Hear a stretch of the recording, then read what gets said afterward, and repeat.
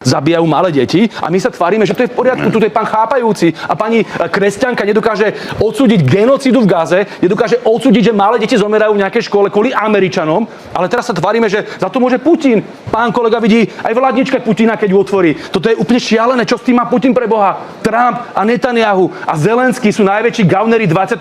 storočia. Pochopte to. A to, akým spôsobom sa cynicky správate voči tým obetiam na Blízkom východe, vo Venezuele a v Kube, to je naozaj na hrane akéhokoľvek humanizmu. To je uvažovanie masového vraha. Počkajte, ja dokončím to. Ja ešte chvíľočku rozprávam. Já tady tohle pána nebudu poslouchat a ty odejdu, protože Výborné. Budem jako veľmi já rád. to Budem nemám veľmi rád. jako fakt zapotřebí. Nech sa páči, pokiaľ tu obhajujete vraždy malých detí, nech sa páči. Ne, vy Nemám ste jediný dôvod ich s vami byť. Akože toto naozaj už pán Bláha preháňate. Vy ste chápajúci? Ne, nezlobte se. Zomierajú ľudia, aby ste Já tyhle chápajúci? vaše keci Nech sa páči, poslouchat nech sa nebudu. páči, nech sa Mějte se páči. moc hezky. Dovidenia, všetko dobre, majte sa krásne. Čo by aj slovenskí vojnoví štváči takto odchádzali z verejných diskusí, pretože to, čo stvárate, pán kolega, je šialené.